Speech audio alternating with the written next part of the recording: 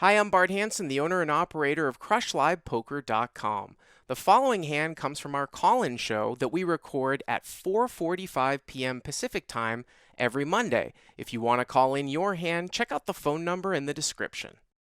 Hey, Bart, Dave. Hey, Dave, what's going on? Oh, same old stuff. I got a PLO hand. Oh, wow, you playing some PLO now? Just starting. Okay. When this hand came down, I got maybe a total of 10 hours experience. So this is at Borgata, and what level is this at? Borgata, 2.5. 2.5? Okay, yeah. Those 1,000 max. So it's a 2.5,000 max. Do people straddle at all, or is it 2.5 with a bring-in, or can people limp for 5? No, it's 2.5 with the bring in. 2.5 with what? Like a bring-in for... And what I meant is that the blinds are 2.5, but can you limp for 5, or do you have to... The small blind is 5, right? It's like the bet's like a 5-5, even though you post 2.5. The blinds are 2.5, but you can limp for 5. Is that right? Correct. Okay. Yes. Okay. All right. So it's a 2.5 PLO game. Okay. Right. So remember, my experience in here is extremely limited. Yeah. After the hand, I got a couple questions, too, on just general PLO. Okay. I am in the hijack with ace, jack, 10-8, ace and 10 are clubs. Ace and jack or club? Ace and 10. Ace, 10. Ace, jack, 10-8. Okay. Ace of clubs, 10 of clubs. Yep. Middle position limps. Mm-hmm. I over limp. Button calls. Big blind and small blind follow. So 5 of us see the flop, 25 in the middle. Okay. All right, the flop comes out 8 of clubs, jack of clubs, 4 of diamonds. So I'm sorry, I just realized that I didn't have this up here. 8 of clubs. What was it again? 8 of clubs. What? 8 of clubs, jack of clubs, 4 diamonds. 8 of clubs, jack of clubs, 4 diamonds. Okay. Yep. Checks to hero. I bet 20.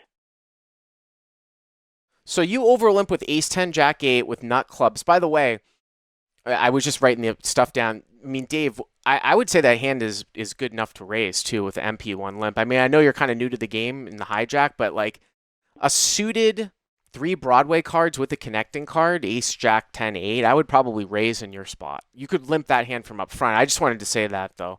I appreciate that. Yeah. And then now you flop jack of clubs, 8 of clubs, 4 diamonds. Because, PLO is more of even a positional game than no limit. Like, if you buy yourself position, it's pretty important. So, you now have top 2 and the nut flush draw. Is that right? Yes. Okay. Yep. So, you bet... I bet 20 into 25. Yep. Mm-hmm. Button calls and the field folds. Button calls, everyone folds. Okay. Yep. So, 65 in the middle. Turn is a 6 of clubs.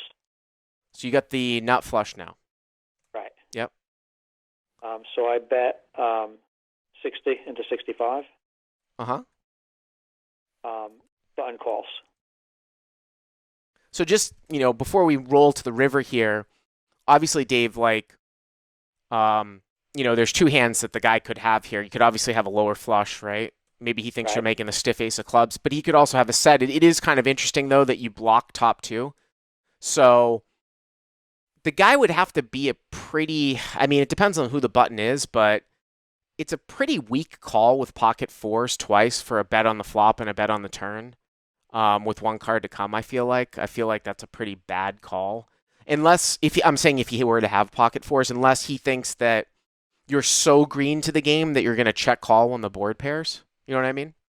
Right. But that's my thinking. So we roll to the river. River is a 4. River is a 4, so okay. Yep. So the board pairs. Yep. And that's the question. Is this a bet fold, check call, check fold? Oh, I mean, this is why PLO doesn't necessarily translate into forum hands or like these types of vacuum hands as well as no limit, because I'm going to tell you it's like a player dependent type of situation, really. I mean, you could make a case for all of those. Again, depending on who the player is, you know what I mean? Like, if he's a guy that will continue to call down with a king, I mean, the good thing is you don't have a king in your hand, right? So he can have a king high flush. It kind of goes back, this concept does go back to a little bit to like no limit, where if he's going to call with a king high flush, but he's going to check behind on the river, then probably betting is correct. I will say, though, that it's a little bit different from no limit, that now that the board pairs, there might be less of a chance that he calls with a second nut flush because now he doesn't beat a set or the nut flush, right? Now, it is interesting, though, that if you continue to bet on the river, I've actually seen people make hero calls with flushes because they're always expecting you to check, because people will check when the board pairs. I would tend to say this, there isn't really a standard play, but a lot of times I've seen people check here from up front. And then the question is, well, is the guy good enough to turn let's say he was holding on with a medium flush, and now you check when the board pairs. Certainly in PLO, a spot like this might actually be to turn a small flush into a bluff if he thinks that you're going to, say, fold a higher flush. But do you have any info on this guy? Like, is he experienced in PLO? The only thing that he was away from the table when I first sat there. Uh-huh. He had a red card, so he's not putting in as many hours as the more people that come more often. Yeah. He seemed to be a little bit tentative, just the way he handled his chips and stuff. Yeah. But I can't tell you how good or bad he is at PLO. Me being very new at the game. I would tend to think here, though, Dave, that because the pot was not... Here's the thing. This is my take on this, okay? Hmm? So you have a jack and an 8 in your hand. You bet the flop, and the guy didn't raise. So you'll see guys raise with pocket jacks here, even sometimes pocket 8s, but you block that, right? So let's say he always raises with pocket jacks, which is top set. Well, he didn't raise, so he doesn't have top set. So maybe he's got middle set some of the time, but there's only one combo of middle set because you have an 8, okay? Now that the 4 comes, there's only one combo of pocket 4s if he even makes it there. So you're really only looking at 2 really, really rare combos of hands that beat you. So the way that this hand went down, because there was no raise on the flop, and specifically because the 4 pairs at the end, I would probably just tend to bet again. And I wouldn't expect the guy to turn a king high flush into a bluff if you think he's tentative. Okay.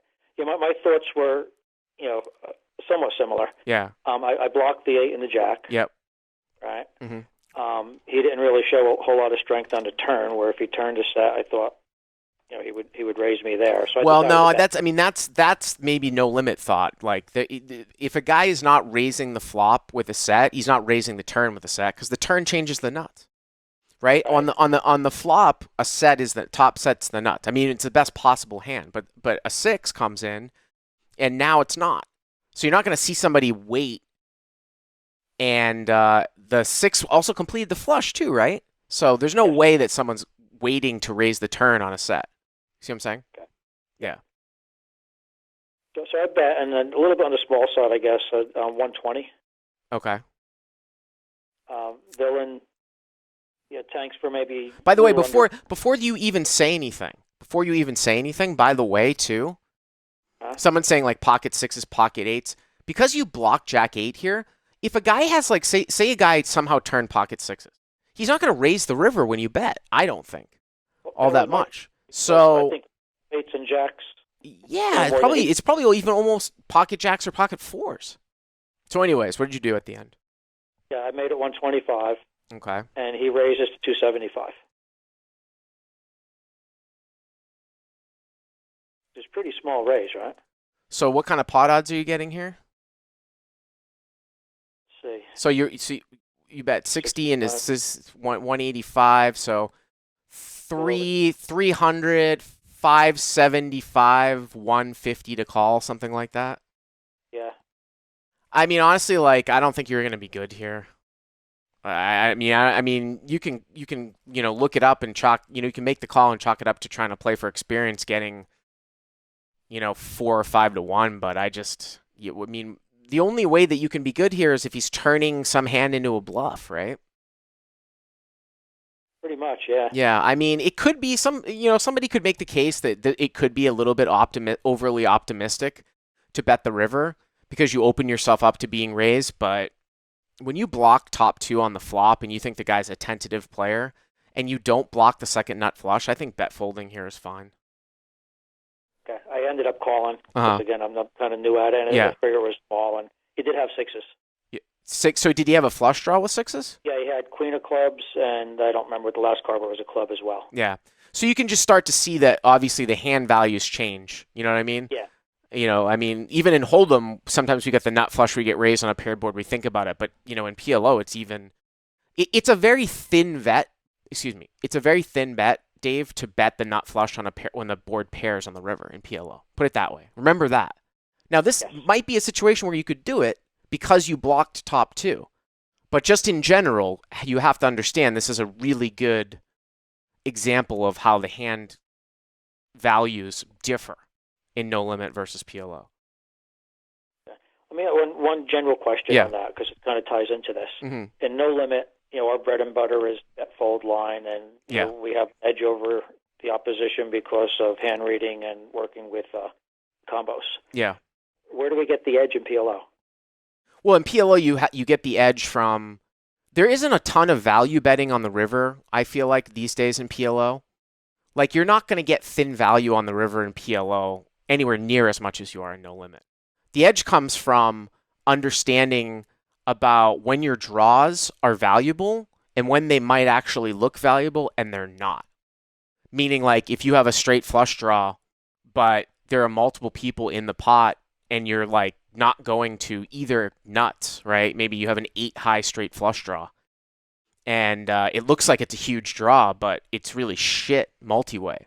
So really the value becomes in staying out of trouble and getting into situations where either you're having good quality draws in multi-way pots where you're drawing to the nuts, or you do something in a hand like 3-betting pre-flop or raising post-flop so that you promote, and I'm going to take this from our buddy John Beaupre at PLO Quick Pro, you're going to do things to promote the non-nuttiness of your draws. Like getting in an 8-high flush draw against a guy that you think has a set, 8-high flush draw and a wrap. So you've got, you're flipping with a set, but you're doing that and you're getting everybody else out of the pot. Do you see what I'm saying?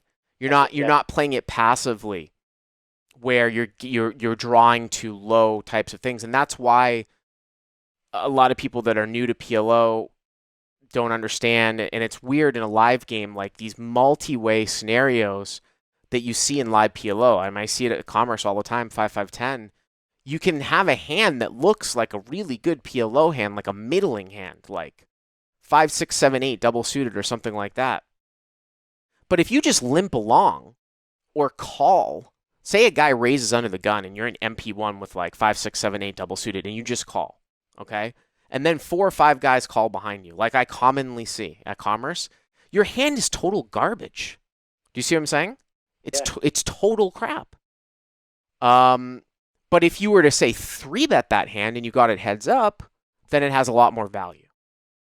So the edge in PLO is, like I said, staying out of trouble, understanding the quality of your draws, learning about equities, and then a lot of times not tilting. I'm going to mention in my podcast, Dave, because I've been bringing some PLO into my podcast, but I don't have a PLO hand for this week, but I'm going to put up in the forums.